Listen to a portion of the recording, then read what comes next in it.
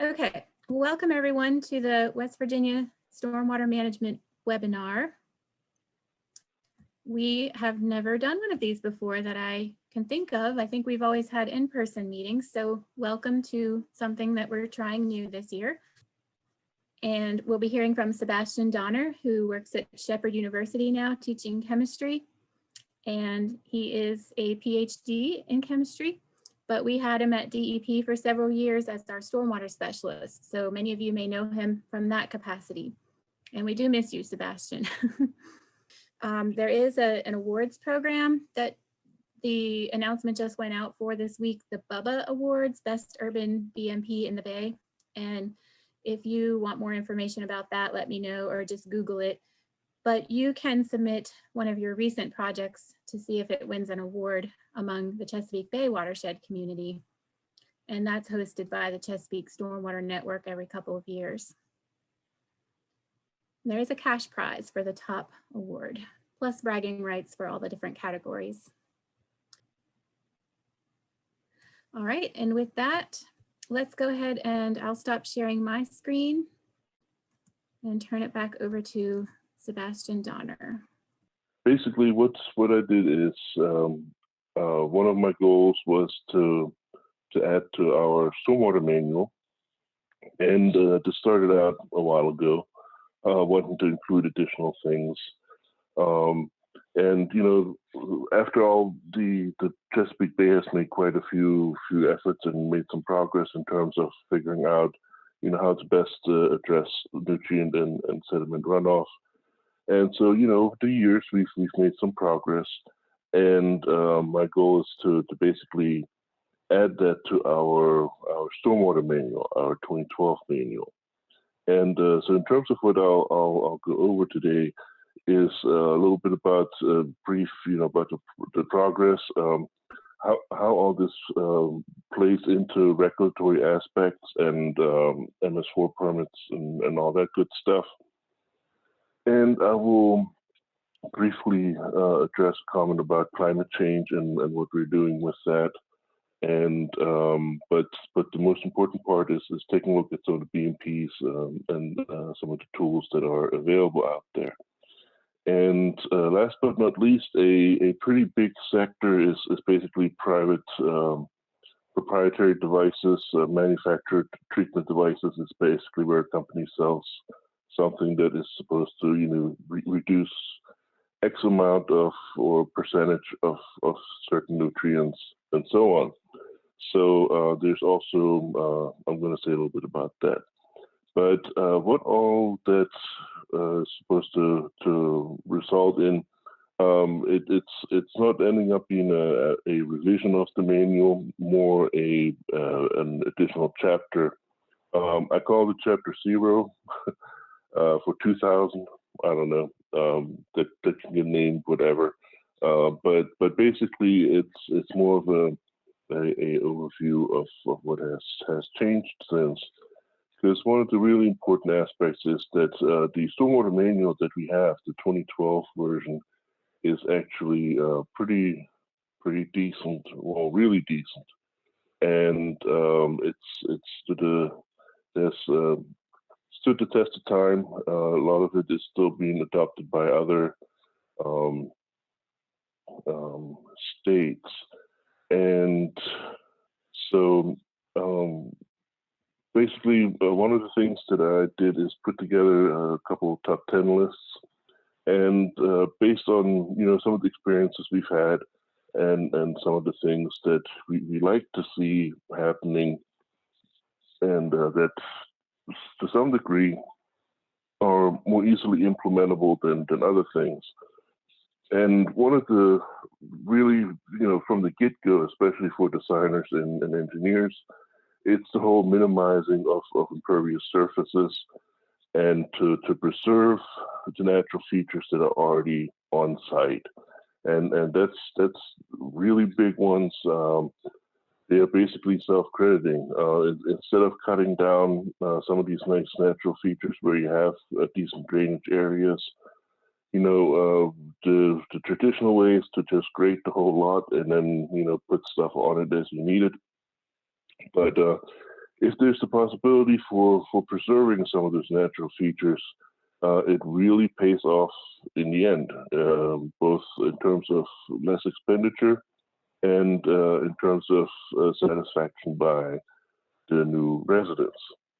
One of the pet peeves that whenever I talk to homeowners, mostly in developments, is that the developer basically did not pay enough attention to stormwater management, and that it's a mess. And yeah, while it's all up to regulation, some things I don't know. There's things we can do to improve on a little bit. The other thing, vegetation. So basically, when we come to stormwater management, one of the really big things is the amount of vegetation that you have in these BMPs. I see lots of BMPs where the vegetation is very meager, barely anything in there. And when you take a look at the BMPs, for example, bioretention units, where they gathered the data in terms of efficiency of these BMPs, I mean, those things look like jungles. And now I totally understand that, we cannot have outrageously looking bioretention units, A, from an aesthetic standpoint, B, hiding places, whatever. There's a variety of concerns, of course, but when you take a look at stormwater and vegetation, the two go hand in hand. The more vegetation you put in, especially with deep roots, provided you don't have a liner that's shallow, then the more water it's going to suck up, and it's going to benefit you right on site. The other thing is to not fertilize. True Green, whatever. There's lots of companies out there that will encourage folks to apply plenty of fertilizer. And when you take a look at mowing your lawn, what you cut off and that stays on the lawn, that's going to be plenty of nutrients for new growth. And in general, we don't recommend fertilizing, and if you do, do a soil test first to make sure you really need it. But in general, if you already have ground cover established, it's preferred to skip the fertilizer during regular seasonal maintenance. And the same thing goes for bioretention units. You would think that is crystal clear, but especially when we talk about bioretention units or green infrastructure in the Chesapeake Bay area, the main reason for putting these in and why we're doing all this is to reduce the nutrients. So the sole purpose for these things that hopefully grow a lot of vegetation and such is to remove nutrients. So adding fertilizer to them is doing exactly the opposite of what we're trying to do with these. So if you have maintenance crews, please make them aware of that. Let's see, retaining your rainwater and snow melt fairly close to where it falls. So basically, we're looking for smaller BMPs, not super huge ones, where you have to collect a significant, where you end up with a significant drainage area. But small practices are preferred, spread out more across the site. And while it may seem like, the permeable parking spot here and the little bioretention unit there isn't going to make much of a difference, once you add those up, you'd be surprised what kind of volume they can handle. The other thing is, especially for landscape architects and landscape maintenance folks, is that we would really like to see more depressions instead of mounds. So you will often see that, mulch is piled up high around everything, and all the flower beds are kind of raised almost with all the stuff that goes on them. But when we take a look at stormwater practicality for this, these are great opportunities where you could collect water and reduce the amount of runoff. Granted, you're going to have to work on species selection, what you're going to end up putting in there. But overall, you know, the important part is that we would prefer having bowls and, you know, places where the water can collect, so you can reduce the immediate runoff that's causing your peak flow. So yeah, so basically, especially for landscaping, that's a big one where we can easily change it in order to make this stuff applicable for stormwater management. Do not scalp the lawn. I see it over and over. And at times, like if it doesn't rain right away, they end up drying up and look pretty ugly, in my opinion. But, you know, especially when you're at a crowning or something, you know, where it goes over an edge, if you cut it too short, you're going to have more erosion. And so especially where you have these weird angles where the plate is going to end up getting closer to the ground. And on top of the whole issue of retaining less water is also increased maintenance cost. You know, if you run your blade into the dirt, that's going to cost you by making it dull, and you know need to sharpen it again. For water quality in mind, and in particular plants that are being used, we like to see non-invasive native plants, foremost non-invasive, which is difficult to choose because, you know, we want a really quick cover for all these different plants.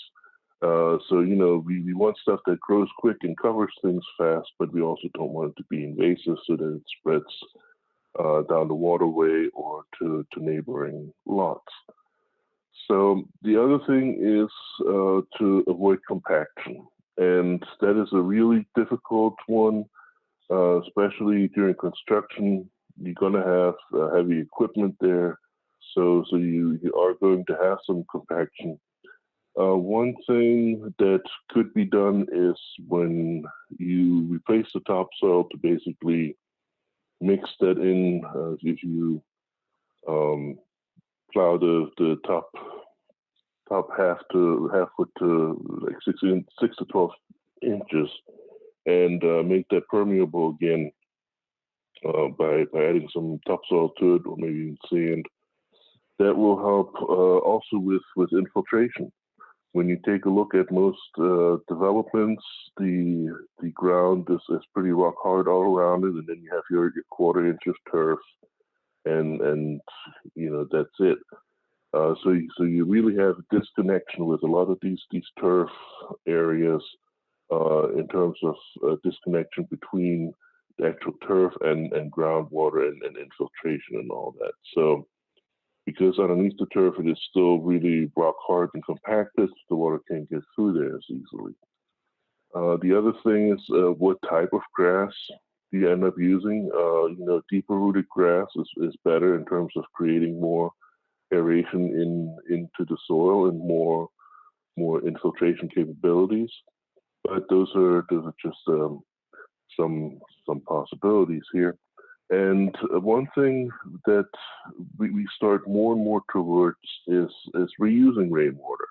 And I know in West Virginia we're not there yet. When you take a look at DC and then some of the other states or areas, there's more push towards that. But that is something to keep on the radar, and I'll get into that again in a little bit.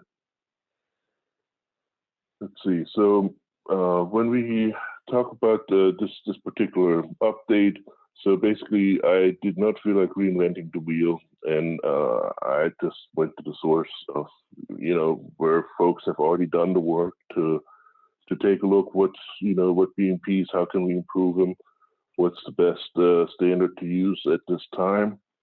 And so this update is more of a guide of where you can find certain information for some of the revised BMPs and such. And so this particular update is just a supplement to our original 2012 Stormwater Management and Design Guidance Manual.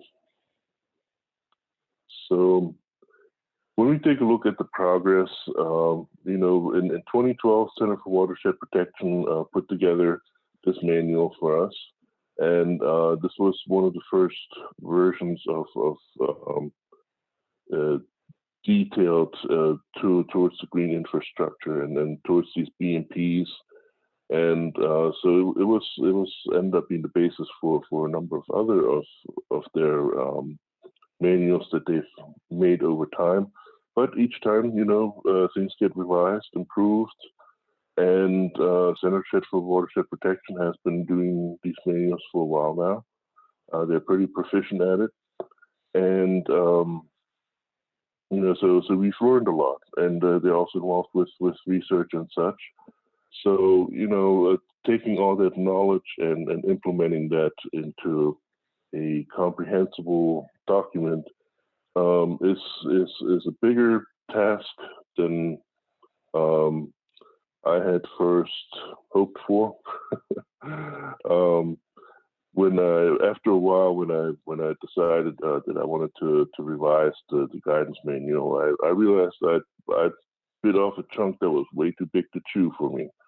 So, you know, I had to backtrack that a little bit to make this more of an update. But what the Center for Watershed Protection did also is when you take a look at the Delaware Stormwater Management Program, there's a number of pieces where also the Center for Watershed Protection had their hands in it, including their post-construction stormwater BMP standards and specifications. There was a more joint effort between Delaware, that their stormwater program, as well as Center for Watershed Protection. But in the end, we came out with a number of interesting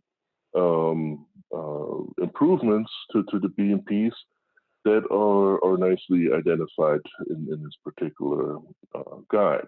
And there's actually 3 different guides on there that were updated in 2019. Some of the stuff you can tell it's still old school. Some of the tables, they don't change, so you know, if it's not broke, don't fix it. The other thing, and this is what I think is the best focus or the best work so far in terms of taking a look at, is from Washington D.C., the Department of Energy and Environment. They also contracted with Center for Watershed Protection to develop their 2020 Stormwater Management Guidebook. And I have the on the presentation slides. These should all be links that you can follow, but also type them out down here in case you have difficulties with that. Let's see. And if you have any questions, feel free to interrupt me. Otherwise, I'll just keep on chatting. And but yeah, I'm always open to questions. I don't see the chat box, so Alana, you might have to interrupt me or something. But okay, anyways. I guess they can't unmute themselves. So we do have one question in the Q&A, and it's from before you even started talking. So it's just a question in general, and it's quite detailed. So if you can answer it later, great. If not, we might have to get back to the person. But Jonathan Saunders asked, I review plans and I am asked about our infiltration basin as stated on IN1 of the manual. The design in the manual talks about infiltration trench, not really infiltration basin. I have been applying the infiltration trench to the basin. Do you know of any standards to follow for infiltration basins? Not in particular that they're different. They are very similar. And the size is the difference. The one concern would be connection to the groundwater, but that's the same restrictions as infiltration trench would have. So I think you're already considering that anyways. Yeah, but in terms of using infiltration as a basin versus trench, you know, just make sure that since you're in karst, you know that the area is stable. But I think that's stuff that you already have an eye on, period. Yeah, but in terms of a different standard for that, I'm not aware of different standards for that. But with the only exception is that they're pushing more and more towards using some hollow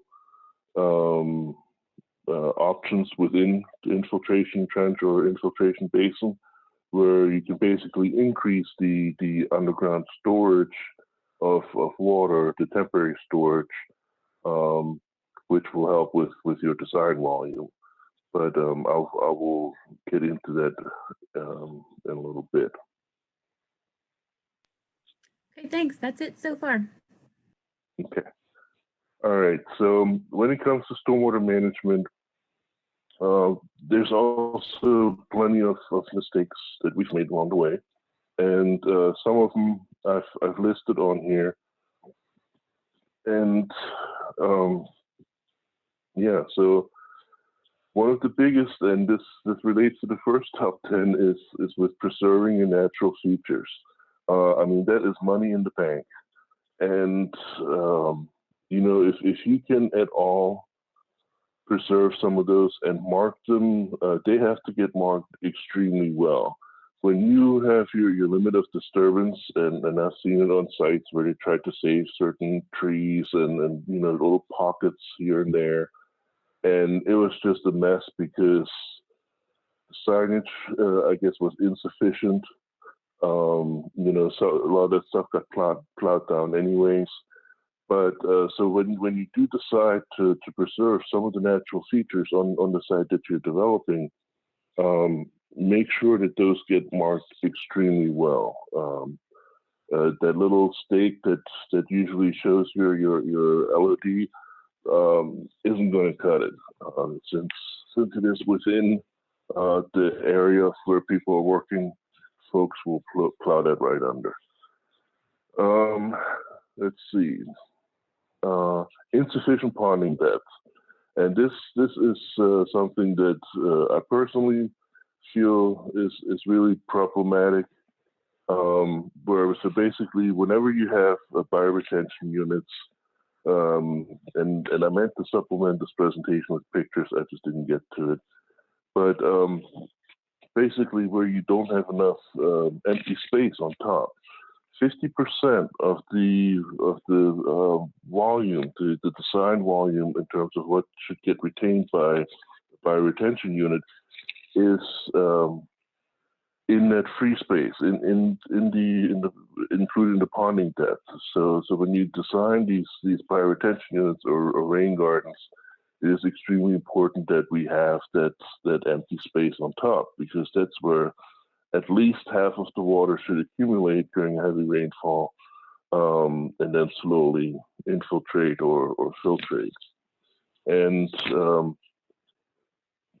one big issue, of course, is that soil will settle. So you know, the instructions will tell you to plan about 20% of soil settlement. That you know, that height of what you fill it up to, you know, it's going to go down. But I don't know if it's the mix of the composition of the soil itself is maybe not quite up to par as we like, or what the deal is. But for a lot of these, I have not seen a sufficient enough settling that would warrant to really fill up a new bioretention unit. And so, you know, that is one of the big things. You know, if the contractor has a little bit of extra soil left, they just end up putting it in it, whatever. But that's where I feel the engineer that's going to sign off of it at the end as well really needs to pay attention. And one of the big problems with that, of course, is that disconnect between the person that is actually doing the work to put it in, or to fill in the dirt, or who's digging the hole, and the folks that are designing it. There's usually a foreman in between, and I don't know how to overcome that issue easily. Training, I guess, but it's that's a difficult one with making sure that the ponding depth is maintained. The other thing is folks start thinking about green infrastructure and stormwater management too late in the process. And, you know, if it's your standard cookie cutter development, I mean, stormwater is definitely on the radar. There's no doubt about it. But I guess in terms of some of the alternative options or some of the newer options, maybe folks might be more hesitant to adopt them or recommend them to clients. Not sure, but basically talking to the clients so between the engineer and the developer, I know it's always about, you know, you got to keep it as cheap as possible, and so on. And with some of these BMPs, it doesn't have to be more expensive to go a green route, especially if you're able to preserve some of those green spaces before you plow everything under. And that's a big one. So, and this whole number 2 and number 4, they kind of go hand in hand.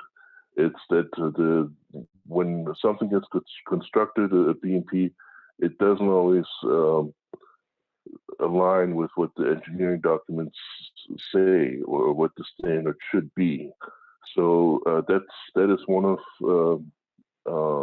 things that I've seen happening, where it would come in really handy if engineers really pay attention to that, especially with ponding depth. But yeah, let's see, not enough vegetation. I love vegetation. It can really help you out in terms of sucking up water, taking it out of the area, you know, evaporating it, transpiring it, and so on. So, you know, trees, I love trees, plant more of them. Another thing is access and maintenance issues in terms of being able to get to what needs maintained with the proper equipment. That can be difficult.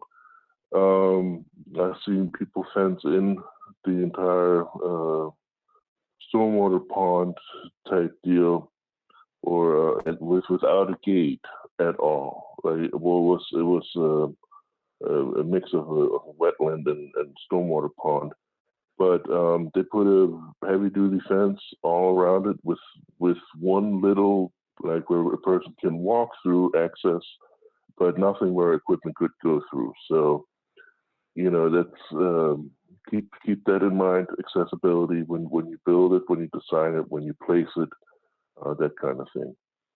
Elevation matters. I know it's unbelievable, but gravity, it's just not budging. You know, the water runs downhill.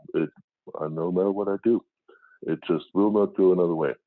So, you know, that whole concept, I know the engineers are perfectly well aware of this, but you know, that is something to keep in mind, and where it's important too to communicate. When sometimes things get moved compared to what the plan calls for various issues, but you know, when suddenly the large bioretention goes to the crest of the hill, then you know, something's not right. In terms of post-construction construction, that is actually a real bad one. Now, we really want construction to be happening, well, we would like to have construction happening in phases, so that, you know, you build one piece, you know, stabilize all that, and then you go build another piece of the development, and so on. One of the problems with post-construction BMPs or the long-term stormwater management BMPs is that sediments will kill them really quick, like really quick. And whenever you still have construction going on nearby, even if it's not necessarily in the drainage area, they're still tracking from machinery and different things going on.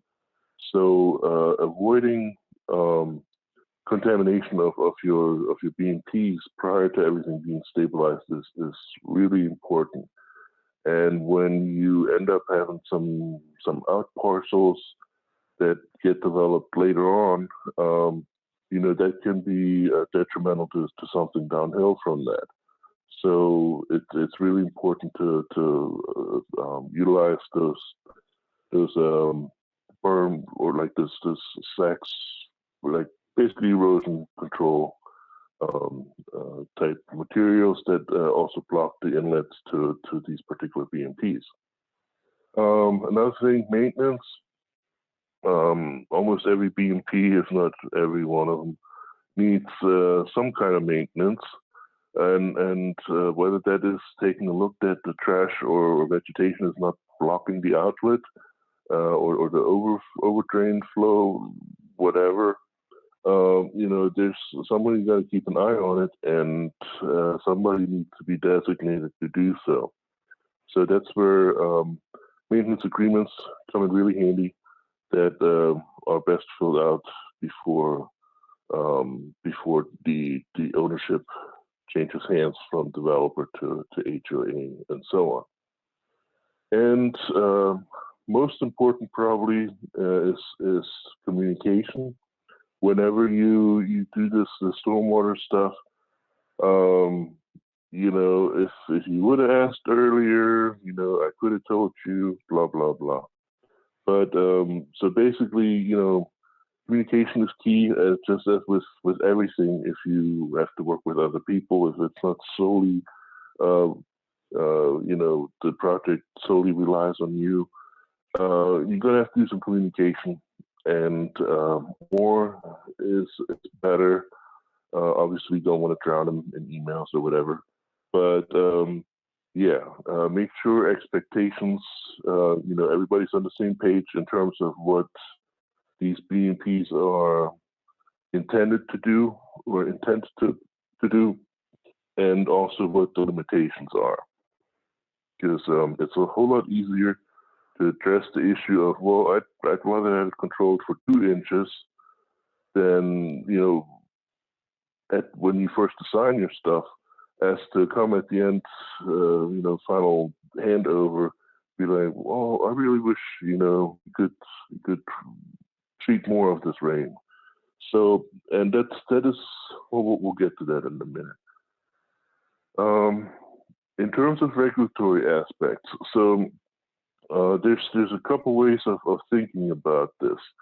So when we take a look at the National Pollution Discharge Elimination System, then we take a look at usually concentrations or we basically have a maximum rates for pollution in terms of what a permit dictates. I mean, I know this gets more complicated, but just in general, and there might be guidebooks in terms of suggesting how you might be able to meet those rates, to not go over them. But in the end, it's up to the permit holder to achieve those maximum, to not exceed those maximum rates. We don't really want you to achieve them. We want you to achieve to stay below them. So, but in terms of what exact mechanism is used, there's some flexibility to the permit holder, as long as they can show it, they can make it happen. Permitting will talk with you. So when we take a look at MS4 permits, for example, we have specific the specifics of the BMPs and the specifications. Those tend to be regulated. The ones who actually put the regulation on it is a more local authority.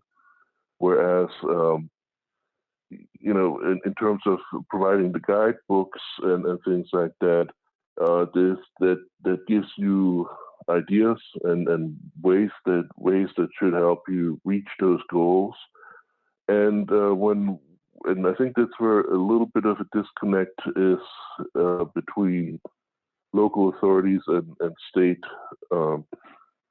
is that local government will often incorporate things through reference.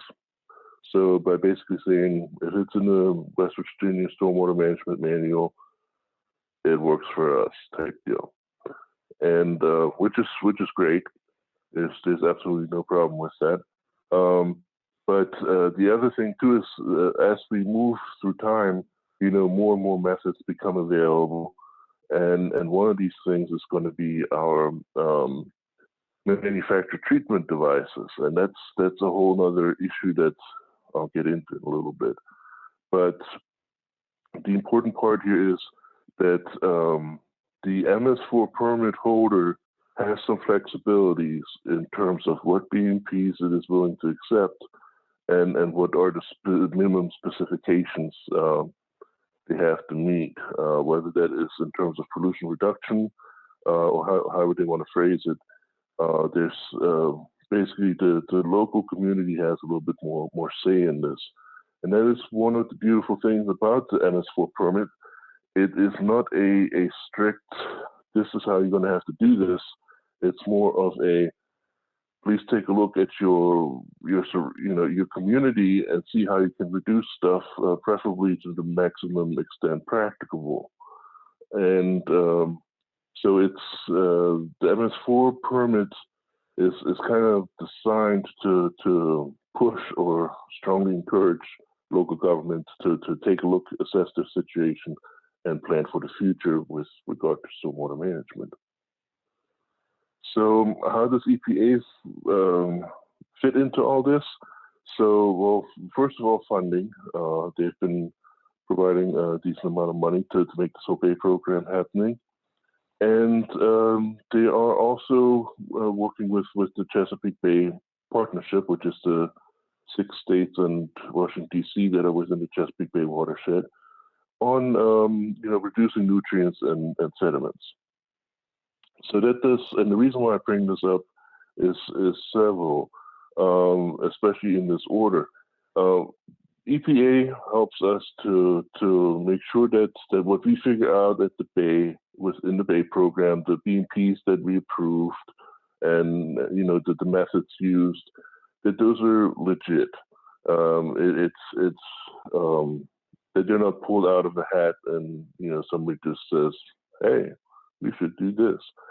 So what this helps us with is, what the bottom line is that the Center for Watershed Protection, who's heavily involved with this stuff as well, has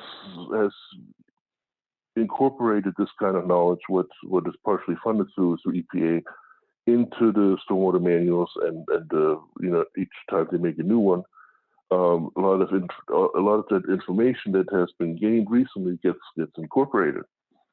So, and because it is done through the Bay, hopefully local communities will have some confidence that the stuff that is in these manuals is very accurate or trustworthy. And after all, these manuals, they're guidebooks. They're not regulation. They're basically, they put a lot of focus on calling them guides because they're just giving you examples of what you can do. In terms of climate change, there's the discussion going on right now. I think tomorrow is another big meeting about it. But basically, how do we address climate change and what can we expect? The bottom line is we can expect more intense rain events. So in terms of looking at the amount of runoff, it's going to get, we're going to have more runoff. And we're currently, the Bay is currently looking into revising the IDF curves, the intensity, duration, frequency curves for the rainfall in our area. And depending on how that goes, that might have an impact in terms of how the design volume is impacted by all that. But nevertheless, whether that is going to increase the design volume or not, one thing that folks should consider is that overall our intensity of the rains is going to increase, and the whole concept of maximum extent practicable does not have to stop at 1 inch. And so whether it is local jurisdictions doing it voluntarily themselves to increase the minimum rainfall management requirement, whether it is the state raising it, it doesn't matter, or whether it is voluntary implementation from clients who simply feel that they would like to have more rain managed and not drown everybody around them. So what my goal here is with the whole climate change issue is that folks should really consider and hear out their clients for designers in terms of what volume would they like stuff managed to. West Virginia with 1 inch, it's pretty neat compared to some of the other states and DC, but it is a great start. And but there's still more room for making this even better. Let's see. So in terms of pest management practices, the two manuals that I chose to look at more heavily is the DC Stormwater Guidebook that just came out this year, as well as last year's from Delaware. Now, DC, obviously, that's going to be ultra urban. There's a lot more focus on high density development, rainwater harvesting, and all that stuff. So there's things to consider there. But at some point here, I'm going to go to that to show you some of these. But right now, let me see how we're doing time-wise. And why don't I come back to that and show you some of this once I'm through most of this. This way, I'll make sure I get to every point here. Maybe, Sebastian, while you're waiting for it to catch up, I read a couple more questions. Okay, one of them was, where could our homeowners association get some good suggestions for dealing with chronic water runoff issues on a road that goes down a steep hill? We want to avoid allowing the water to run out into the river, but solutions that we devise keep getting washed out. We need some basic information on how to do the job correctly. So I'll let you answer, but I can type a couple things in the chat that I've noticed with the Warm Springs Watershed Association and the work that they've done as well. Mm-hmm. Yes. Yeah, so that's a typical problem a lot of places have. One thing you can do is do more frequent turnouts. So often, usually when you have a downhill road, it's going to speed up as it goes, runs aside, and then it's going to jump over and run across it and make more rills and all that. Something that can be helpful is just dig turnouts much more frequently, that you have small amounts of water come off your road into the woods. Preferably, there would be some kind of little catch basin or maybe some old roots or like some old wood that basically you want that water to slow down so some of the solids can settle out as close to the road as possible.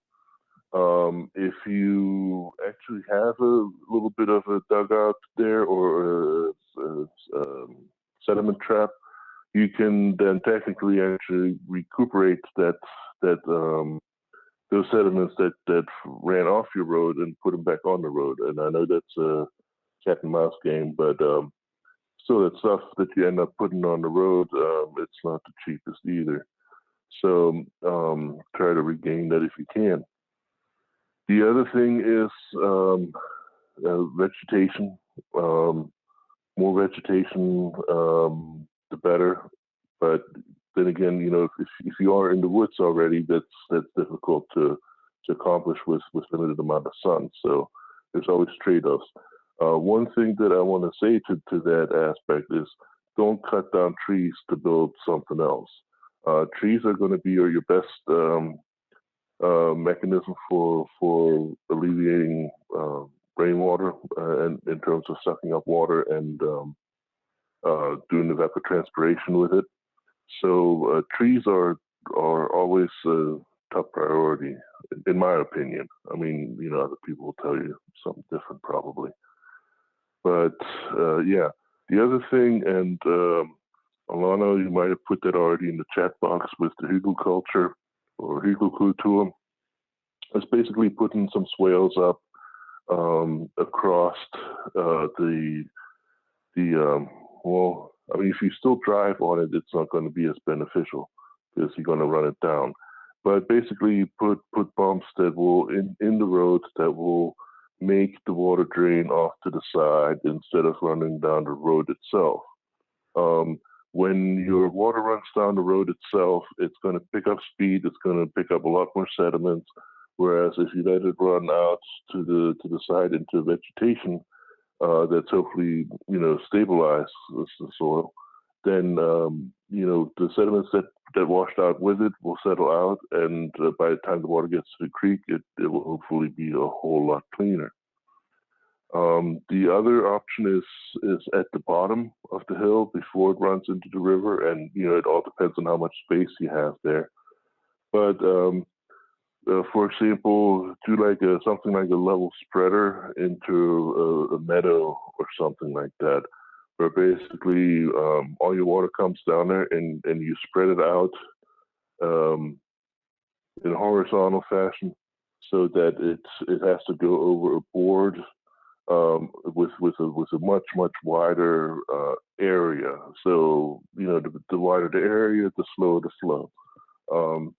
But level spreader said something also in our manual that can be looked up as well.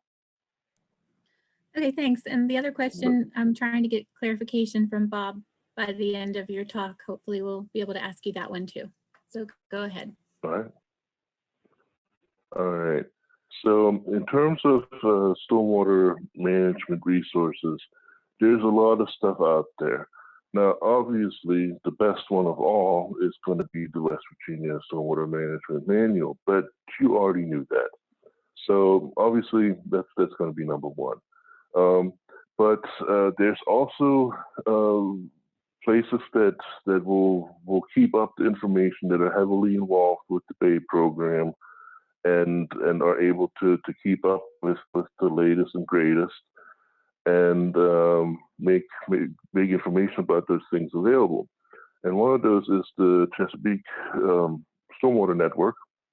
And they have a very comprehensive and up-to-date resource library for anything that relates to Chesapeake Bay stormwater. And it also, for MS4s, they have a great newsletter. I'm not trying to be advertisement, but what I like about it, there's a lot of free information there. You can go check out videos, webcasts, whatever, about all kinds of different BMPs. And I'll show you some of these at the end. But as third, I have listed the ChesapeakeBay.net, which is basically the official site for the Bay program. And that also has a lot of interesting information on it. Tons and tons of little blurbs about different fish, different vegetation. I mean, there's a lot of great small publications as well. So you don't have to sit down and read for 5 hours. It's just some really interesting factoids about things that are happening in the Bay. It's, in my opinion, very nicely done, good videography, and you can learn a lot about what different places are doing, different success stories. Yeah, so if I get a chance, I'll look through that as well at the end. The other number 4, that's the link to the Stormwater Guidebook for DC that the Center for Watershed Protection put together. And so that's a pretty up-to-date one. Granted, it's more focused towards urban, like very urban area. But after all, I mean, the MS4 stuff, the goal for it is to look at urban settings. So it's just West Virginia, even in urban settings, it's often still somewhat rural. Let's see. So one nice thing with the DC guidebook, if you are interested in reusing rainwater, being able to figure out how to incorporate it into plumbing, into your flushing toilets, whatever. They have great information on there, and if I get a chance, I'll look at that as well. Let's see. The Delaware Stormwater Management Program has a number of good links as well, including a link to the manual for the 2019 manual for BMP standards and such. And if I get time, I will look at that as well. But we'll see. One reason why I chose both DC and Delaware is, well, obviously the more recent publications for the stormwater manuals, but also DC is urbanized, and they have done a lot. They had a pretty nice budget to work with as well, but especially for implementing and learning from these implementations in terms of stormwater management practices and effectiveness, it's really beneficial. Or they've really learned a lot, and so their manual reflects a lot of possibilities there. The reason why I chose Delaware as well, besides the 2019 publication date, is that Delaware, it has more rural areas as well. So you might find a little bit more of the character that West Virginia might experience. Granted, not as mountainous and all that, but I tried. Let's see, EPA itself has a lot of information out there, a lot of manuals, guides, models, you name it, all kinds of great stuff. This is linked to one of these resources, green infrastructure, and that is basically a pretty important one where you can learn a lot from in terms of green infrastructure and BMPs and all that good stuff. And it also has links to different stormwater manuals, but they're not all in the Chesapeake Bay region. Another website from a more local level, and that has been active for a long time, is Montgomery County in Maryland. They've been doing stormwater management for quite a while. They have a pretty big program for that, and so it's pretty decent there. Lots of good information to check out. Some pictorial guides as well that make it nice to see some of the case studies as well, with whether it's stream restoration or bioretention units or incorporating a treatment train. There's a number of good examples. Number 8, the Center for Watershed Protection. They basically have also a very nice resource library called OWL, and and their site in general. There's lots of good information on there. If you're interested in their webcasts, you can sign up for them. I think that requires membership, but I'm not sure.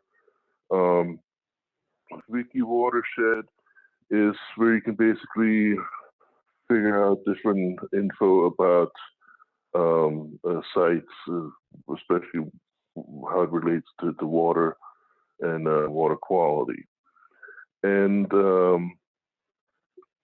as number 10, I put the Flood Science Center in there with the CRS Community Resilience Green Guide, where basically places like MS4s, but basically communities that have participated in the flood insurance program and do that whole community resilience stuff, you can get points in terms of stuff you've already implemented. And I believe Matt Pennington is working with the For Me local or Eastern Panhandle local type deal folks in terms of trying to see how that can be accomplished with taking a look at what they're already doing and what might qualify for credits. So the rates are going to drop a little, hopefully, but that's something we'll have to see. So in terms of stormwater management resources, these are some of the ones I like the most. There's a whole lot more out there. And, you know, in terms of figuring out what's good, what's bad, that can be a little challenging and daunting. But, you know, keep an eye out for who sponsored the research and, you know, kind of keep that in mind when you decide on what to adopt. So this right here is for Chesapeake Stormwater Network, and I guess it didn't show the link. But one thing that I wanted to show you as important stuff here is that they have all kinds of information on the bay restoration practices. So this right here, when you go to the Chesapeake Stormwater Network, if you take a look at their resources, the stormwater resources, it is a plethora of information, a lot of webcasts and recordings about specific BMPs, changes in BMPs, you know, reconsiderations, improvements, enhancements, and so on. And they also have a MS4 portal where you can also sign up for a nice newsletter that can be very informative, and it lets you know what other MS4s are doing in the Bay Area. So definitely a nice possibility there. Stream restoration. So stream restoration is a big one, and one of my goals was to clarify this a little bit more. And I gotta tell you, the more I dug through this, the more I realized that anybody who is going to want to use this credit, like this as BMP credit, they're really going to have to do some digging and familiarize themselves with the material. There is a number of different options. I mean, there's four different protocols, and there's a lot to it. The important part is that the way urban stream restoration gets credited and reported is changing, or I think beginning of next year, sometime soon, if it hasn't already.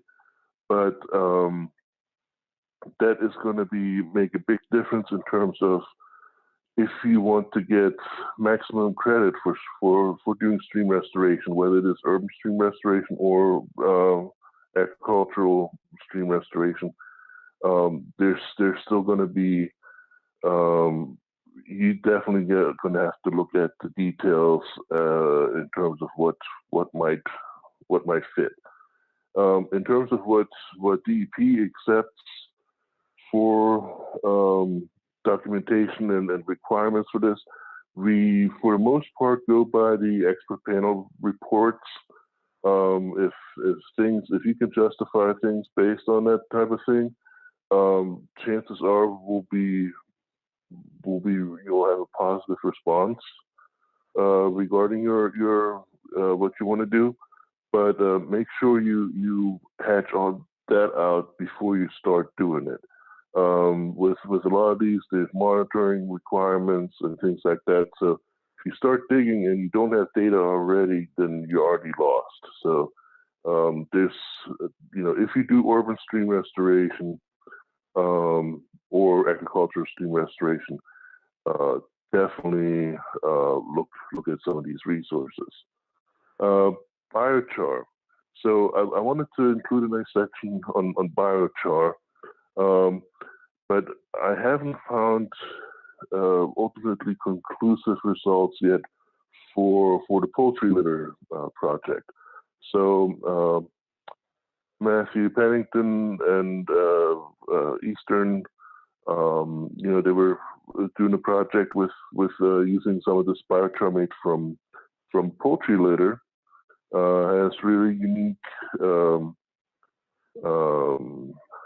It's a unique composition, and in terms of what it can be used for, to be honest, I have not had the time to dig up results from that experiment, and so I don't know exactly what the status of that is. But what one of the important things is with any BMP is we want to make sure that whatever we add to the soil or whatever type of BMP we put in there, in the Chesapeake Bay at least, is not going to increase the amount of nutrients.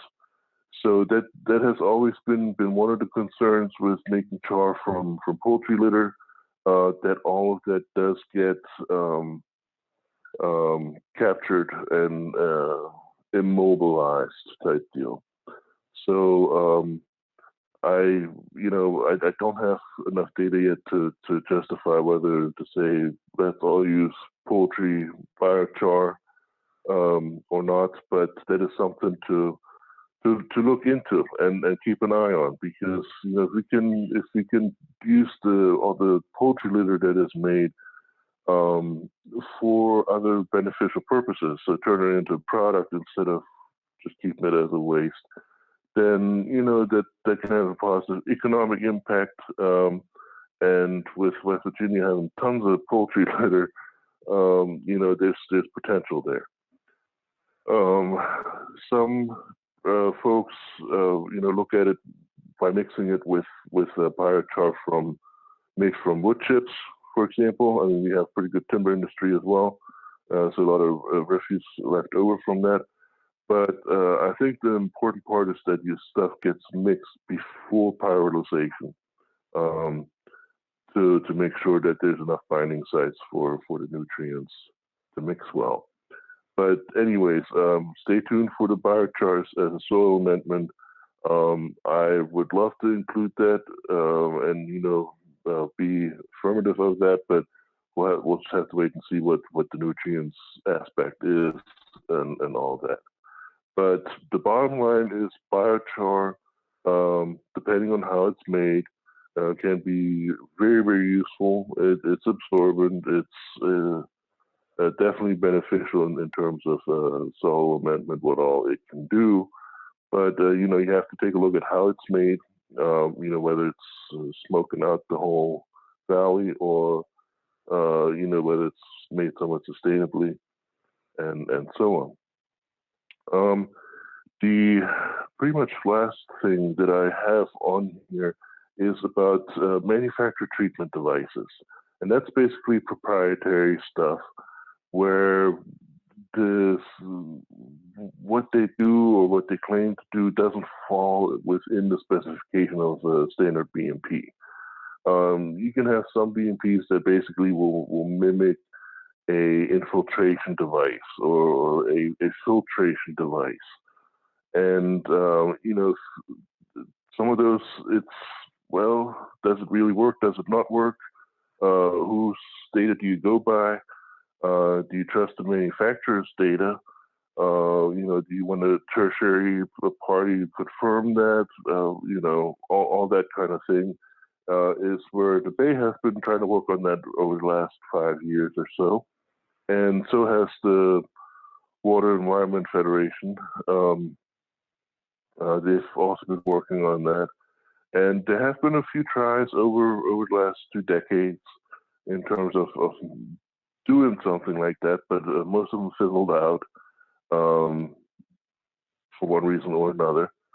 But the Bay basically was getting together to do a Chesapeake Bay Technology Assessment Protocol, and towards the end of that, and Norm Goulet was chair of that, so he would know best what has come of that.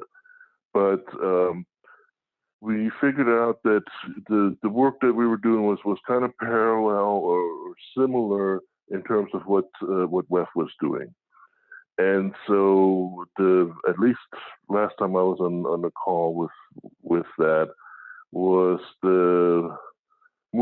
were moving towards just adopting what the Water Environment Federation is doing, their stormwater testing program or STEP.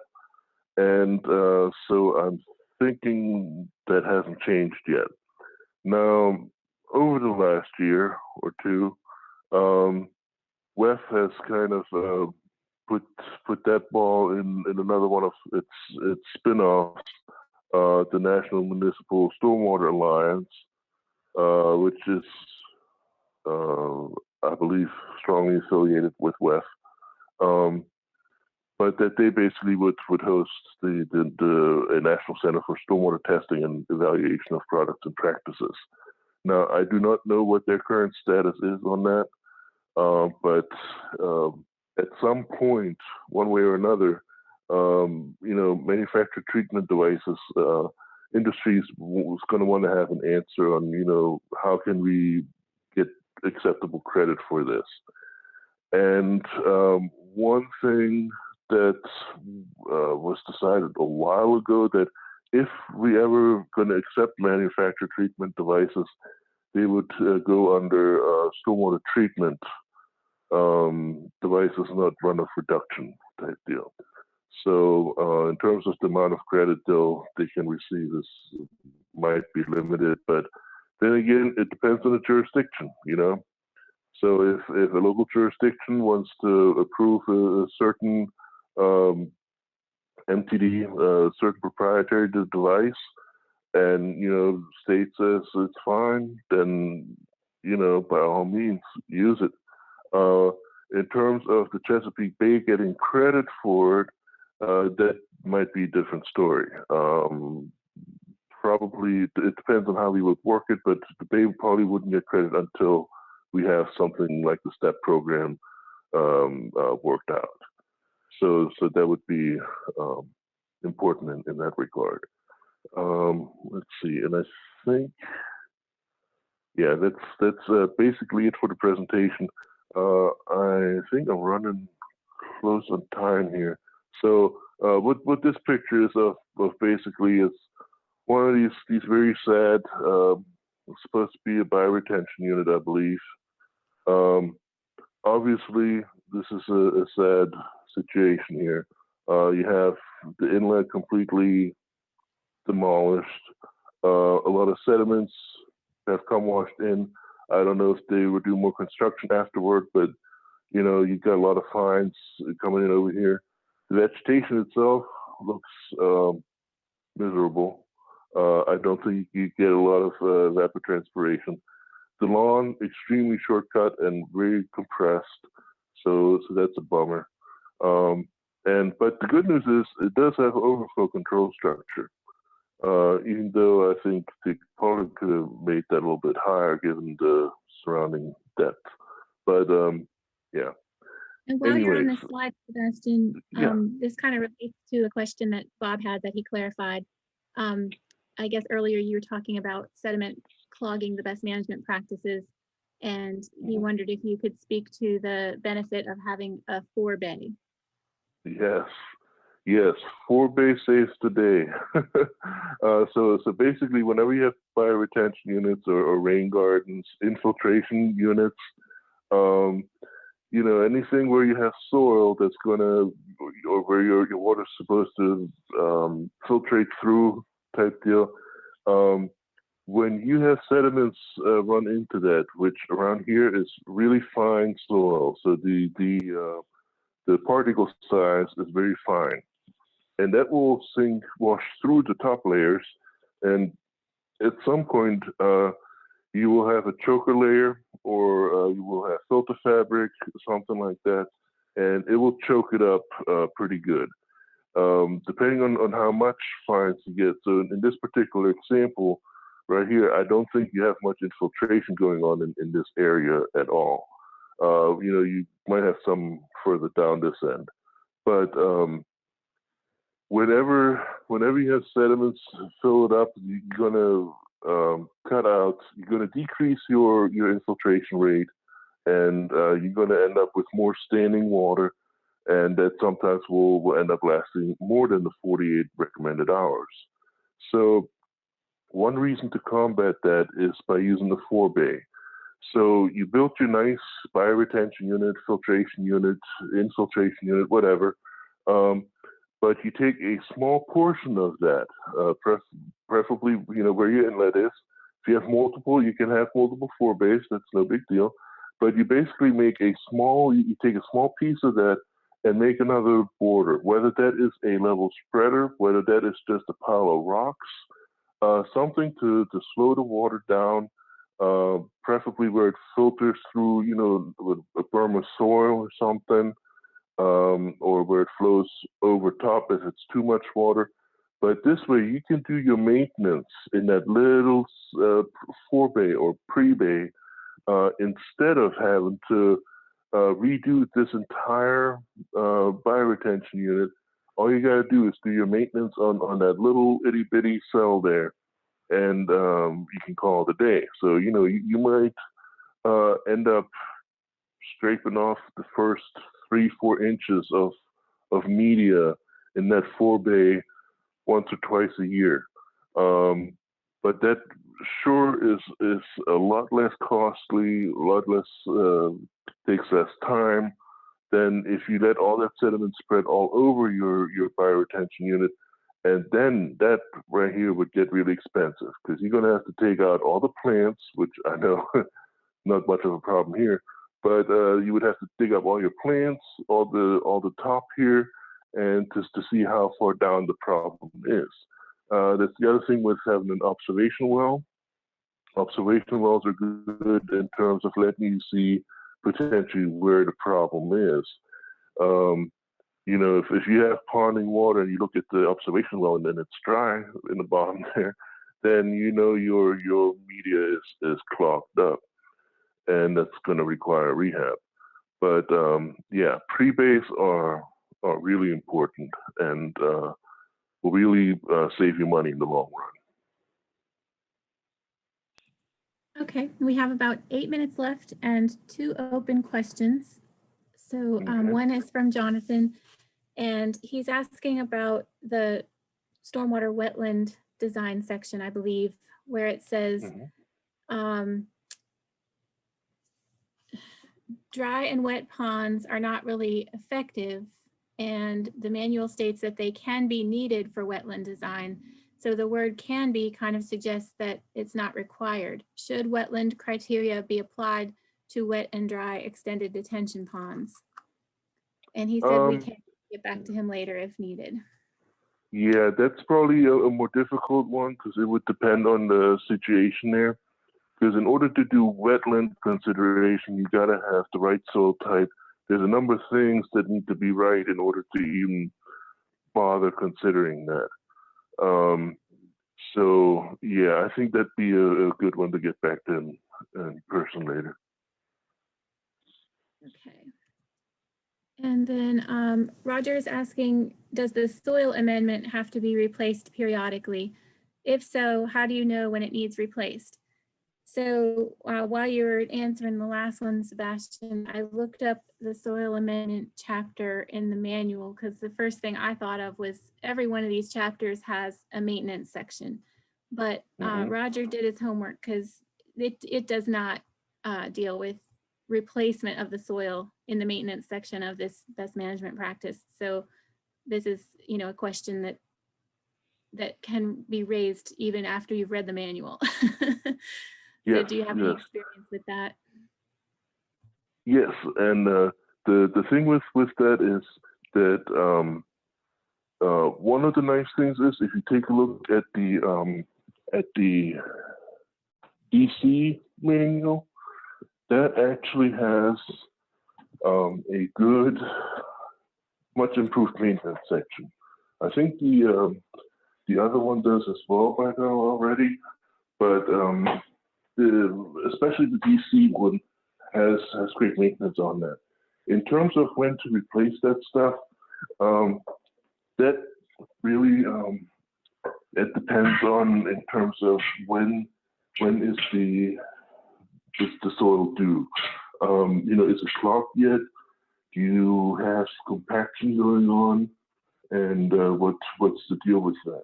So if it's performing still well, that's great, but usually we end up doing the soil amendments based on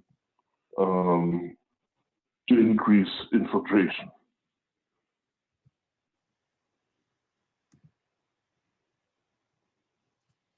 Okay, we still have a few minutes and I would like to give a couple closing remarks, but we probably have time for one more question if someone wants to type one. Meanwhile, someone had asked earlier, and then I think maybe withdrew the question, but they had asked about when you try to download the design spreadsheet, sometimes it gives you an error message. And I've noticed that on our DEP webpage that sometimes you'll get that, it'll say like you need a password.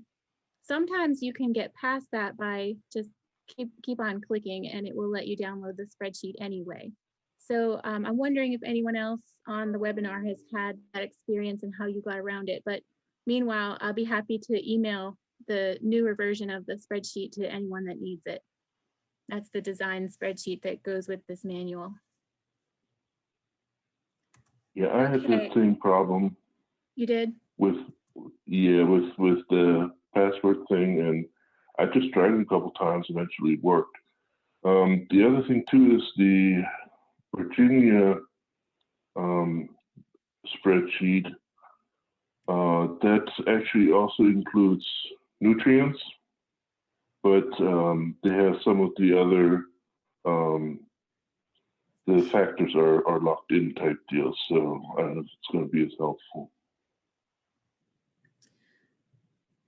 Okay, well, did you have any other slides or remarks to make, Sebastian, before I take over? No, that's it. All right, well, it's 11:30, so I want to thank everyone for participating. Thank you, Sebastian, for a wonderful talk. It was great to hear from you again. And we will be sending out those certificates of participation for everyone that Zoom tells us logged in. So we'll use your email that you used to register. And with that, I will log off and thank you again.